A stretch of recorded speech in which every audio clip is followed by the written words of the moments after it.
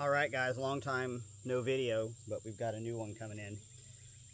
We're doing shiitake mushroom logs today out at Delinquent's Gully, Toolman Tim's property in an undisclosed location in Tennessee. And I got my buddy Brian from the Lodge Project out here tending a fire to melt the wax, which we'll explain here in a little bit.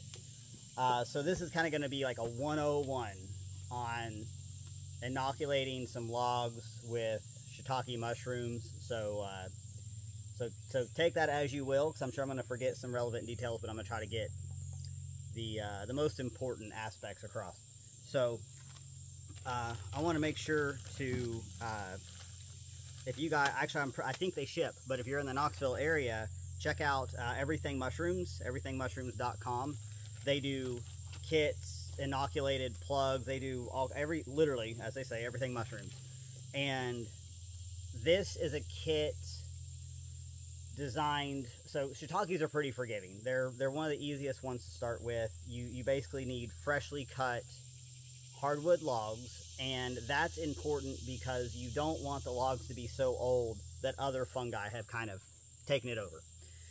So they need to be freshly cut, and you need to be able to keep them somewhere where they're going to stay in the shade and relatively cool, but not freeze. So we're getting these done in July, where they have plenty of time to go through their inoculation process and hopefully be flushing before we get into freezing weather.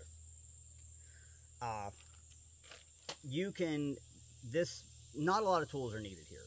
I'm using an impact driver with I'm actually not certain of the size of this bit, but you want a drill bit that's just a little bit larger than your plug, so just kind of match them up, because you don't really want to be hammering in the plug. You kind of want it to seat in there kind of nice, and you want it to be a little bit recessed. So I'm going to make some noise here. I'm going to drill the first hole and kind of show what that's going to look like.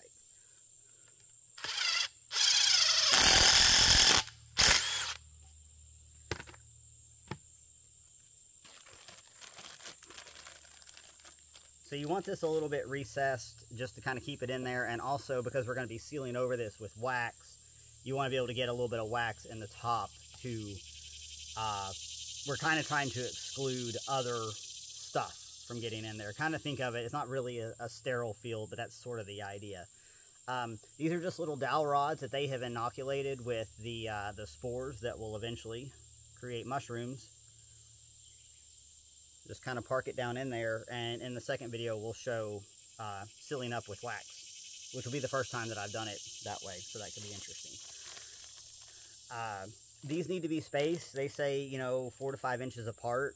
I've done some logs in advance that are a little closer space, and I'm going to do some that are wider, so as they flush out, we can kind of see, is it easier to, or does it make sense to have more on a log, fewer on a log, because they'll eventually be stacked up in like a tic-tac-toe pattern when it's time for them to begin flushing. So get you hardwood logs, drill bit, a little bit bigger than your plug size.